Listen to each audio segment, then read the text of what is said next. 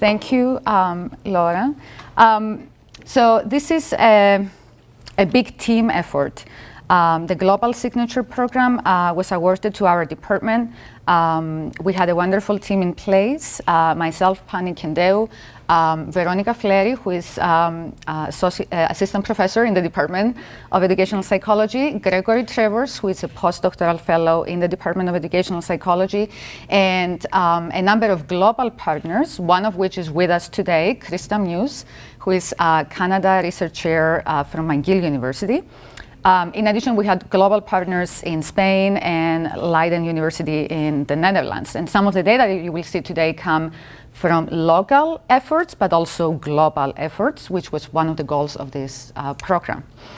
So before I introduce a little bit more about what our goals were, of course, thanks are due to the Office of International Initiatives and Relations on our college. So thank you, Laura, for supporting this effort, and Marina. Their office is wonderful, and this wouldn't be possible because of that grant.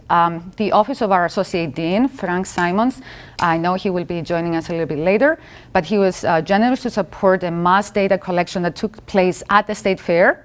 And you will see some of that exciting data today also. And of course, our leadership in the Department of Ed Psych, Jeff, our chair, Jeff Mayama, who is here, thank you, and Associate Chair, Jennifer McComas, and our communication specialist, Sarah Jerkinson, who helped organize this and many other events in collaboration with our college. So many thanks to them as well.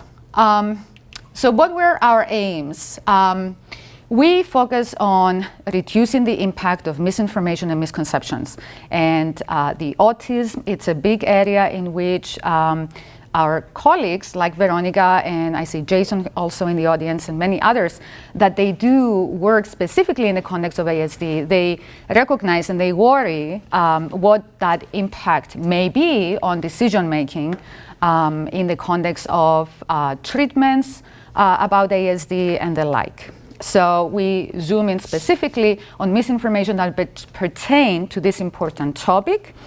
And our goals are to identify what those potential misconceptions or misinformation is with respect to ASD. We focus on risk factors and also treatments. And once we identify them, we want to use that information to inform our teaching. We are in a land-grant institution. We train the next generation of citizens in this country and abroad. These are going to be the next teachers, the next parents, the next voters, and the current voters. So it is important to do everything we can to reduce the impact of potential misinformation now that we have the opportunity to do that in the context of education.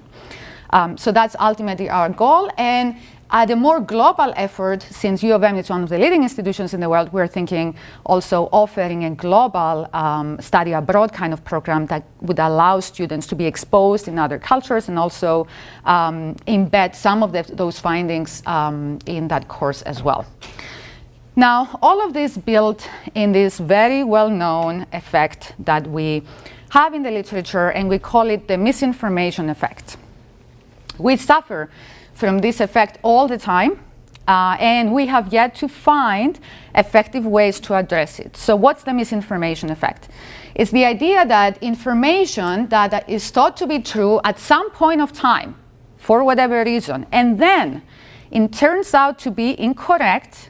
So by default, we call that misinformation or misconceptions, continues to influence people's thinking, learning, and decision-making, even after it has been repeatedly and intensively corrected. That's the bottom line. That's the misinformation effect.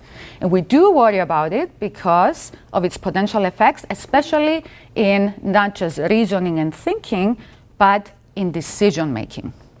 So here is one example, right? I'm sure you've heard about this before. Vaccines don't cause autism except when they do. Stated by a doctor, is not a scientifically valid claim, but it is still included, and Greg identified this source in books that are listed as bestsellers, and parents reach out to help them make decisions about their children's health and welfare. So How do we get away from misinformation? That's the million-dollar question.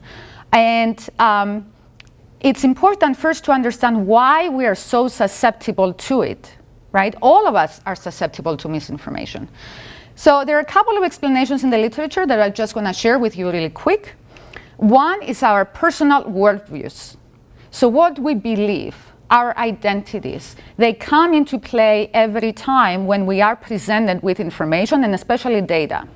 And if we have data that are amenable to a quick but incorrect interpretation, guess which way it's going to go? It's going to go the way that aligns with our personal worldview and beliefs. We're not going to be critical about it. We will quickly interpret that in a way that is not consistent with the data per se, but is consistent with our worldview.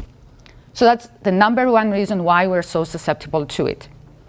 The second reason, and that was nicely displayed in the previous example, is credibility. Individuals tend to be persuaded by sources with whom they have this in-group connection, or sources that they consider to be credible, right? And at the same time, they deny the same to out-group information sources.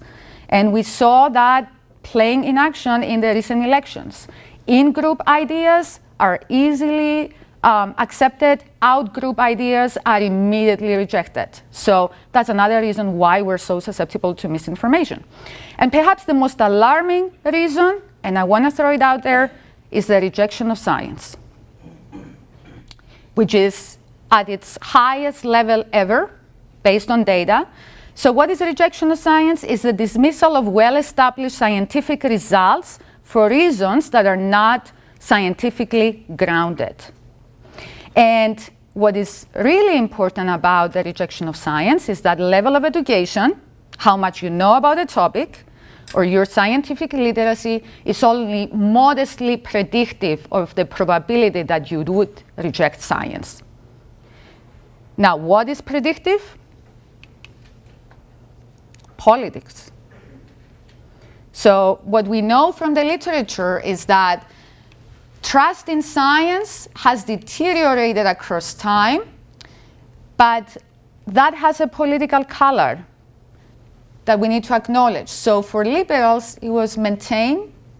For conservatives, it tends to be reduced. And it is a gap that was reported between 1974 and 2010, and now the data maybe even lower. So we do suffer from mistrust in science right now, and it's only getting worse. So that it's an add-on factor when it comes to our susceptibility to misinformation. Who do you trust for what and when? I don't want to paint like a very negative picture because we have solutions. We're at the U of M, we're doing great work. Other people around the world are doing great work, and we're trying to reduce its impact. So we have developed frameworks and theories that allow us to target misinformation. And we begin with two assumptions that are critically important. The first one is that once information finds its way in our memory, so once it has been encoded, it cannot be erased. So that's our first starting point. We cannot just erase and replace people's misconceptions. They're there, they exist in memory, and they will always have the probability to influence our decision making because our memory activation is passive. We do not control it. That misinformation may be activated at any given point of time. It can influence my decision making, and I'm not going to be even aware of it as an individual. So if we begin with those assumptions, then the key question is, so what can we do to reduce its impact, right? If we cannot erase and replace it, how can we reduce its impact?